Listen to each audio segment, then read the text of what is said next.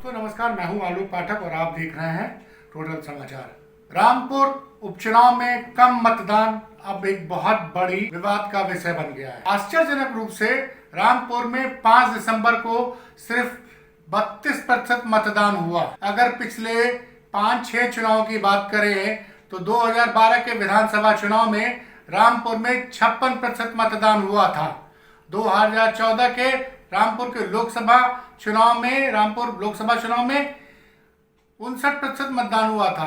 2017 में विधानसभा चुनाव में रामपुर में 54% मतदान हुआ था और यही लोकसभा जब चुनाव हुए तो 2019 का, तो रामपुर में लगभग 63% मतदान हुआ था। 2022 मार्च में जब विधानसभा का चुनाव हुआ था तो वोटिंग परसेंटेज फिर 56% तक जा गया था। आजम खान ने जब लोकसभा छोड़ी और विधानसभा की सदस्यता चुनाव जीते थे तो उपचुनाव हुआ 2 जून 2022 में, तब भी मतदान 42% हुआ था। लेकिन 5 तारीख को रामपुर में सिर्फ 32% वोट पड़े। इसको लेके समाजवादी पार्टी ने उस दिन ही बहुत आरोप लगाया था कि हमारे कार्यकर्ताओं को प्रशासन ने वोट डालने नहीं दिया, इसलिए वोट परसेंटेज काफी कम है।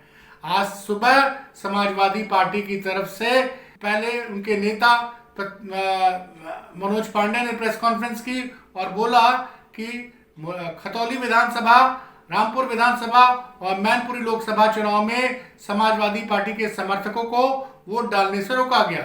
शाम होते होते खबर आई कि सपा के राष्ट्रीय महासचिव राम गोपाल वर्मा ने चुनाव आयोग को रामपुर का मतदान जो 5 दिसंबर को हुआ था उसको कैंसिल करने की मांग की। उन्होंने तमाम वीडियोस और फोटोग्राफ्स भी अवेलेबल कराए हैं, जिसमें समाजवादी पार्टी का कहना है कि पुलिस ने समाजवादी पार्टी के मतदाताओं को वोट डालने से रोका है।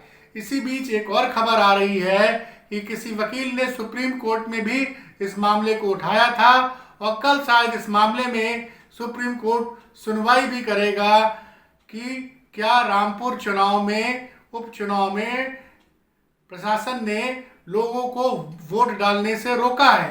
अगर ऐसा सही साक्ष्य पाए जाते हैं जो रामगोपाल यादव ने चुनाव आयोग को भेजा है या जो सुप्रीम कोर्ट में रिट दायर की गई है, अगर उसमें सही सबूत सुप्रीम कोर्ट को मिलते हैं तो हो सकता है कि सुप्रीम कोर्ट रामपुर का चुनाव दोबारा कराने का आदेश दे।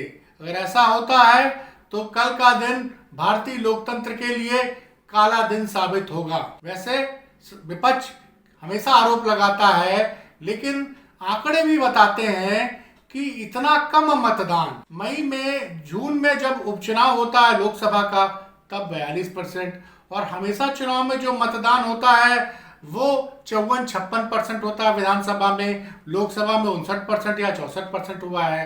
तो अचानक ऐसा क्या हो गया इस विधानसभा उपचुनाव में कि सिर्फ 32% मतदान हुआ है। तो कल सबकी निगाहें उत्तर प्रदेश में मैनपुरी के नतीजों के साथ साथ सुप्रीम कोर्ट पे भी रहेगी। अगर याचिका दायर हुई है और सुप्रीम कोर्ट में कल इस मामले की सुनवाई होती है कि वहां का चुनाव मतदान जो हुआ था उसको सुप्रीम कोर्ट अनुमति देता है या उसको रद्द कर देता है, ये कल ही पता चलेगा।